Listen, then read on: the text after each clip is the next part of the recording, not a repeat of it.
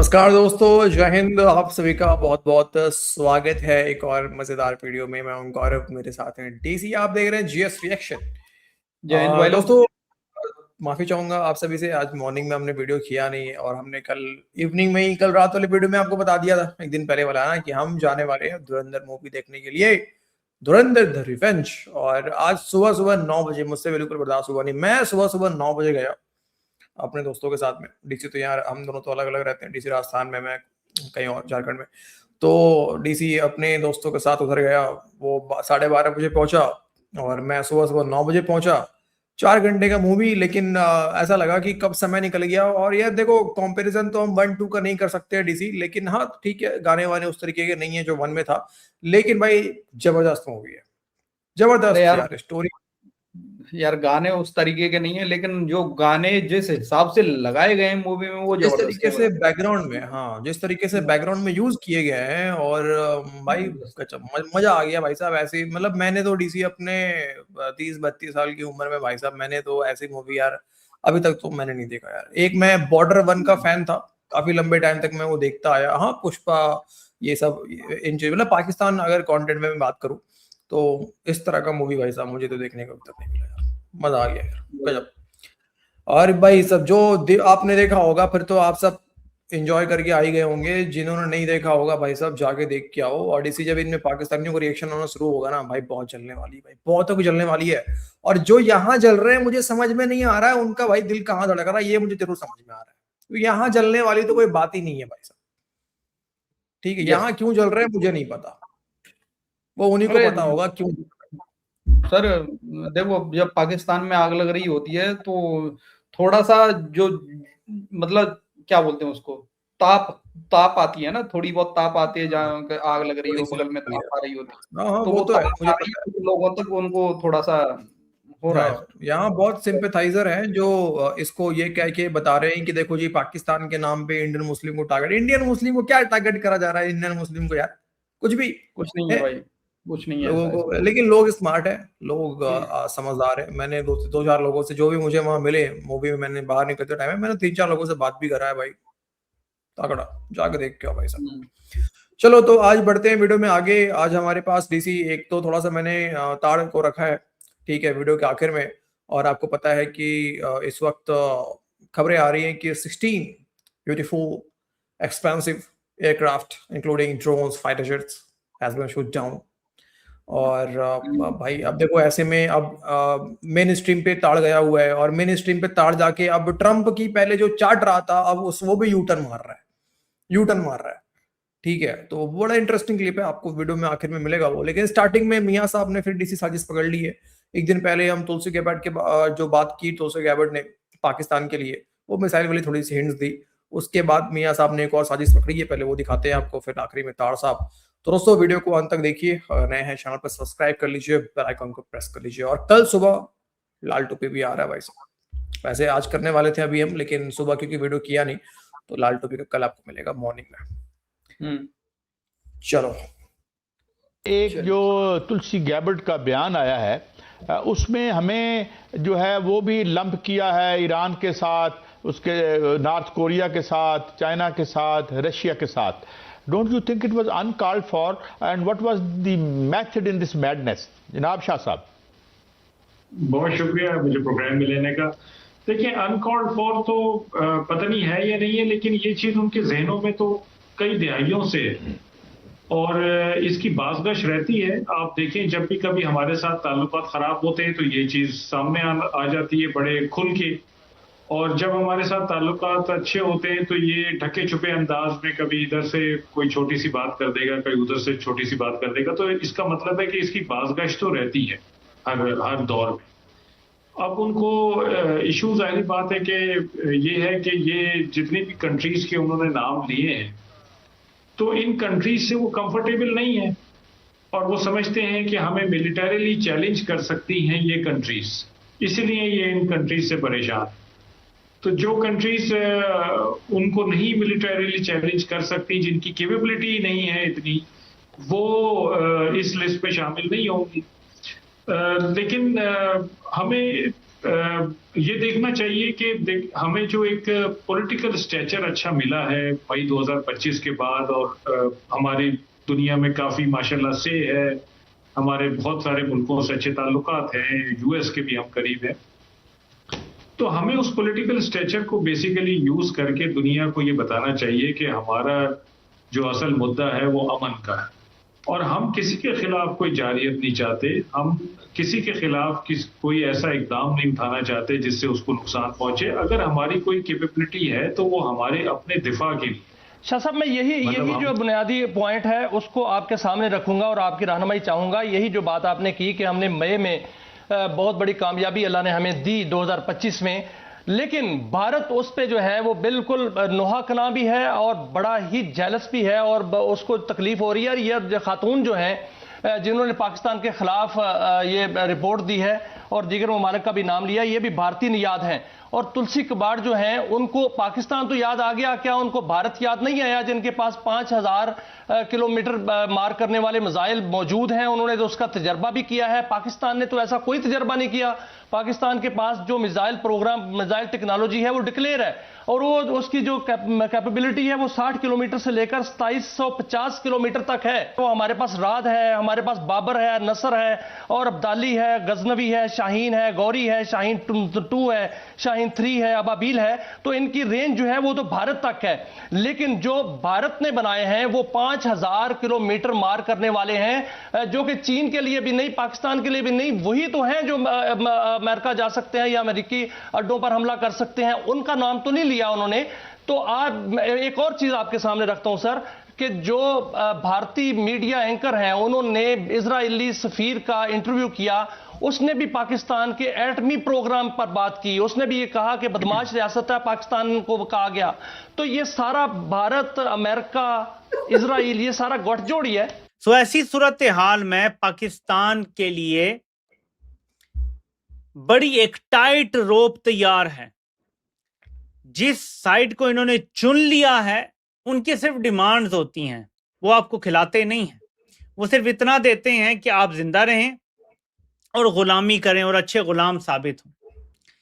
तो मैं तो सोचता हूं कि ये कैसे अक्लमंद लोग हैं जो पाकिस्तान पे हुक्मरान बन के बैठ गए हैं कि एक तरफ जंग है, ईरान ने बहादुरी की मिसालें कायम कर दी हैं, और एक आप हैं कि भागे भागे अमेरिका की गोद में बैठ गए हैं जाके। कितनी ये तकलीफ दे चीज है। जरा इमेजिन करें कि पाकिस्तान चीन को छोड़ के अमेरिका की गोद में बैठ गया है। यार ईरान से थोड़ी सी बहादुरी सीख लो, क्या फायदा ऐसे एटमी हथियारों का? ये क्या किसी की शादी पे पटाखे मारने के लिए रखे हुए हैं? देखें, ये एक ऐसी चीज है कि कोई आपसे पंगा नहीं कर सकता। अमेरिका जो इतने दूर है और आपके पास कोई मिसाइल नहीं है अमेरिका को तबाह करने का, वो भी आपसे पंगा नहीं करेगा। वो ये जानता है कि आपसे पंगा करेगा ना तो खित्ते में उसके जितने भी त्यारा बरदार बैरी बेड़े हैं कम से कम आप उन्हें वो उड़ा देंगे सारे। साउथ चाइना सी भी फारिग कर देंगे आप, अरब ममालिक में उसकी सारी बेसिस आप मलिया मेट कर देंगे, अमेरिका की खित्ते से सारी हवा आप गोल कर देंगे। तो अमेरिका तक भी पाकिस्तान पे हमला नहीं कर सकता। मैं आपको बता रहा हूँ, ये वैसे डराते रहते हैं आपको, पता नहीं जी हम तो नहीं लड़ सकते अमेरिका से, हम तो, मैं आपको यकीन दिलाता हूं कि नहीं कर सकता अमेरिका हमला पाकिस्तान पे। देखिए, हाँ जी सर, तो देखा आपने, अभी ताड़ पे आते हैं। कॉन्फिडेंस देख रहे हो डीसी, लेकिन मानना पड़ेगा। एक तो मियां साहब ने साजिश पकड़ी, ठीक है, हिंदू है, तुलसी गैबर्ट जो है हिंदू है, हाँ वो भारतीय निजाद है। हाँ, तो वो तो करेगी ही, मतलब हिंदू अभी नहीं है, अभी तो ठीक है, लेकिन कहने का मतलब इंडियन ओरिजिन है। तो ये जो बंदा था इनके साथ में, जनरल था जो भी था यार, इसकी बातें सुन के सच में मैं सदमे में चला गया था गौरव भाई कुछ टाइम के लिए। मुझे लगा तुम थोड़ी देर के लिए जो हाथ नीचे करके ऐसे बैठे, मुझे लगा हाँ, मुझे हल्के हल्के चक्कर से आने लग गए थे उसकी बातें सुन के गौरव भाई। मुझे सदमा टाइप से, मतलब अजीब सा लग रहा था। मैंने यार मैं कहाँ बैठा हूँ मैं, और मैं किस देश को लेके मजाक यहाँ पे बनाता रहता हूँ बैठ के यार, सच में यार कुछ भी बोलो यार, लेकिन जो फील्ड मार्शल है ना पाकिस्तान के अंदर में, बंदा तो काम का है। डीसी किसका है वो तो बाद में पता चलेगा, लेकिन काम का तो है भाई साहब, मजे दिला रहा है। हाँ। लेकिन ये थर्ड वाले इस बंदे को देखो ना, अभी जो कह रहा है कि अमेरिका से भी डरने की जरूरत नहीं है, हम चाहे तो अमेरिका को भी सबक सिखा देंगे, उसके बैरी बेड़ा को भी मार देंगे, हमारे पास आइटम है। यार मतलब ठीक है, कॉन्फिडेंस अच्छी बात है बच्चे, लेकिन बात ये भी है कि लड़ने के लिए पैसे भी चाहिए होते हैं, ठीक है। रिजर्व में भीख के पैसे रख के इतने बड़े बड़े सपने नहीं देखे जाते। वो भी भाई अपना बब्बर शेर ही है सर। धुरंधर। चलो आप जरा सुनो भाई साहब, आप टाड़ा साहब को सुनो। अमेरिका की कैलकुलेशन काम नहीं कर रही, और बल्कि आज से नहीं काम कर रही, बड़े अरसे से काम नहीं कर रही। इंटेलिजेंस फ्लोर पे फ्लोर और ब्लंडर पे ब्लंडर। सबसे बड़ा ब्लंडर तो आपके सामने इराक का था, लिबिया का था, अफगानिस्तान का था, और उसके बाद यूक्रेन का था। कीव कहते थे 3 दिन में गिर जाएगा, वो आज भी खड़ा है। और इसी तरीके से यहां पे यही किया गया है। जिस तरह अहमद चलाबी इनको चला के वो इराक ले गए थे, इसी तरीके से बीबी नेतन्याहू, जो कि 40 साल से एक ज़ायनिस्ट माइंडसेट के साथ ये ख्वाब देख रहे थे दिन में कि ईरान पे हमला किया जाएगा, बड़ा कामयाब, वो सबसे ज्यादा बेनिफिशियरी तो वो है, वो ले गए इनको यहाँ पे। प्लान ए तो यही था कि सारी क्यादत को मारा जाएगा, लोगों का खौफ दूर होगा, सड़कों पे निकल आएंगे। वो नहीं उसको अचीव कर पाए। कुर्दों को इकट्ठा करने की कोशिश की, वो भी चला नहीं है।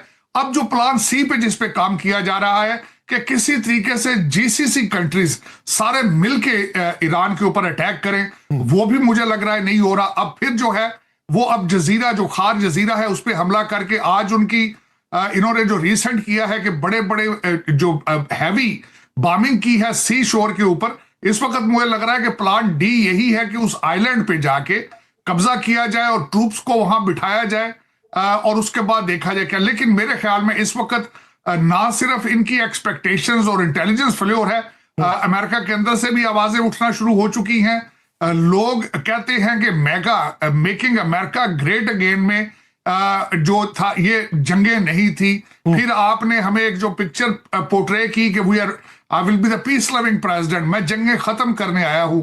अब अंदर से आवाजें उठ रही हैं, मिड टर्म इलेक्शन दरवाजे पे पहुंच चुके हैं, लेकिन डोनाल्ड ट्रंप साहब जिन्हें ये पता है कि उन्होंने अगला इलेक्शन नहीं लड़ना, तो मेरे ख्याल में वो अपना जो एजेंडा है वो पुश कर रहे हैं। लेकिन मेरे इस वक्त मेरी तरह कई ऐसे लोग हैं जो रिपब्लिकन अमेरिकन हैं, जो ट्रंप सपोर्टर हैं, वो कंफ्यूजन का शिकार हैं कि किसी भी स्ट्रेटजी के बगैर we are getting into the deeper and deeper. आज अगर हम एटॉमिक पावर ना होते तो हमारा क्या होता। और दूसरा क्वेश्चन ये है कि आज हमारे अगर स्टीयरिंग व्हील पर हमारे फील्ड मार्शल सैयद आसम मुनीर साहब ना होते तो क्या होता। तो मेरे ख्याल में ये दुनिया, और दूसरा मैं एक और चीज देख रहा हूं कि जिस तरीके से हमारे फील्ड मार्शल साहब ने डिफेंस को एज अ प्रोडक्ट लेके आगे चले हैं, जिस तरीके से थंडर तैयारों का 1 साल पहले आप कहां खड़े थे, आपकी military diplomacy is working absolutely, और आज आप कहां खड़े हैं, बल्कि यू आर प्लेइंग अ की रोल इन दैट रीजन। और इसमें मुझे बिल्कुल मैं और खत्े के ममालिक उस किरदार को भी एक मुनफरिद नजर से देख रहे हैं और उस किरदार के मोतरफ भी दिखाई दे रहे हैं। देखा दोस्तों, तो भाई अब डोनाल्ड सॉरी क्या अरे नाम भूल जाता हूँ यार, जैसे टार कहता है डोनाल्ड ट्रंप, तो अब हम देख रहे हैं ना, मतलब कैसे कंफ्यूजन नहीं डोनाल्ड तो वो अलग हो गया। इसके हिसाब से डोनाल्ड है ना, तो डोनाल्ड ट्रंप, ठीक है। तो आप देखो ना, मतलब अब कंफ्यूजन में आ गया ताड़ भी यार, कि कल तक तो यार ये ट्रम्प को सपोर्ट कर रहा था, अब ट्रम्प तो चुनाव लड़ेगा नहीं, अब क्या करेगा यार, ये भी क्या करेगा। ताड़ साहब को फिर यार कम से कम, चलो ठीक है, कंफ्यूजन में तो कम से कम इनको ये बोल देना चाहिए कि भाई पीस जो हम दिलवा रहे थे नोबेल पुरस्कार, उसको वापस करते हैं, वापस ले लेना चाहिए पाकिस्तान को यार। बात तो सही है यार, बात तो सही कह रहे हो। डॉट से डॉट जोड़े जाएं गौरव भाई एक तरीके से यार, बस सोचो ना यार, जिस तरीके का काम हमारे मुनीर धुरंधर कर रहा है, किसी टाइम पे ये भी टाड़ साहब हमारी चाटा करते यार। अब ना तुम पता है, तुम अब पूरे साल जब तक धुरंधर 3 नहीं आएगा तब तक तुम जो है ना, अब तुम मुनीर पे पीछे पड़े रहोगे। ठीक है, अब तुम जो है हर साजिश को तुम जोड़ोगे वही देख के। तो यार आप एक बात सोचो ना, किसी टाइम पे टाड़ साहब इतना चाटते थे इंडिया की यार, कभी हमने सोचा नहीं कि टाड़ साहब एक ऐसा यू टर्न मारेंगे, है ना, कभी सोचा था आपने। ट्रम्प को लेके भी तो यू टर्न मार रहा है ना यार, कल तक तो ट्रम्प की भी घुटने पता नहीं क्या क्या चाट रहा था, अभी तो देखो अब उसको लग गया ना, ट्रम्प दोबारा इलेक्शन में जीतेगा नहीं, अब इसको पता है, अब इसने यू टर्न मार लिया है। देखो जाते जाते यार इसने मुनीर की लेकिन तारीफें कर दी यार कि मतलब मई 2025 से पहले यार पाकिस्तान कैसे एक हाथ से कटोरा लेके भीख मांग रहा था, और मई 2025 के बाद सर अब पाकिस्तान दोनों हाथ में कटोरा लेके भीख मांग रहा है। अंतर यार बड़ा क्लियर कट अंतर है डीसी, मानना पड़ेगा यार। पाकिस्तानी कह रहे हैं बिल्कुल हमारा सर। पोजीशन कितना चेंज हो गया, मुझे तो पता नहीं वो कौन सी छेद से देख रहे हैं, मतलब कौन सी आंख से देख रहे हैं, लेकिन अगर पोजीशन देखा जाए तो डीसी क्या क्या चेंज हो गया पोजीशन। पाकिस्तान का फॉरेस्ट रिजर्व बढ़ गया, पाकिस्तान की क्या हो गई, पाकिस्तान में इन्वेस्टमेंट आ गया, पाकिस्तान में नहीं मतलब क्या क्या हो गया यार, कोई पाकिस्तानी कमेंट करके बता दे जरा, क्या पोजीशन बढ़ गई तुम्हारी। पहले भी भीख मांगे थे, आज भी भीख, सॉरी भीख मांगे नहीं हो, वो तो बस तुम लोग मतलब दुनिया को बेवकूफ बनाने के लिए भीख मांगते हो। हाँ मुझे पता है, हाँ, दुनिया को भी सही बात। खजाने है तुम्हारे पास। अरे यार JF-17 तो दबा के बेच रहा है ना पाकिस्तान वो यार। तो बेच रहे हैं सर, हाँ वो इंडिया ने भी खरीदे। मैंने सुना है आपने भी 20-25 के करीब JF-17 21 मंगाए। का ऑर्डर दिया है सर, 21 का ऑर्डर मैंने भी दिया है JF-17 का। हाँ देख लो, मुझे पता था आपने भी मंगाया। लेकिन जिन्ना गुरु के साथ मैंने मांगा है, लेकिन वो कह रहे कि जिन्ना गुरु तो उसकी मर्जी है कब आता है कब नहीं आता। नहीं है वो मना कर दिया सर उन्होंने, वो बोले कि हम नहीं यही चीज नहीं दे सकते, ये तो पाकिस्तान के पास ही रखें। वो क्या बोलते हैं उसको, क्या होता है वो, ट्रांसफर ऑफ टेक्नोलॉजी, वो नहीं दे सकते हम। मैंने वही पूछा था, मैंने वही बोला कि मुझे जिन्ना गुरु का ट्रांसफर ऑफ टेक्नोलॉजी चाहिए। नहीं उन्होंने मना कर दिया, नहीं सर ये नहीं दे सकते, ये पाकिस्तान के पास ही रहेगा। उसी पे डील फाइनल नहीं हो पा रहा। अरे यार जिन्ना गुरु का ट्रांसफर ऑफ टेक्नोलॉजी, ये भी बढ़िया। ओके चलो दोस्तों, कल मिलते हैं आपसे एक और नए वीडियो के साथ में। वीडियो बना हुआ है लाल टोपी, कल सुबह वीडियो आपको मिलेगा, मजा आने वाला है आपको वीडियो देख के। तो आज के इस वीडियो में इतना ही है, वीडियो को अंत तक देखने के लिए आप सभी का बहुत बहुत धन्यवाद दोस्तों। जय हिंद। जय हिंद भाई लोग।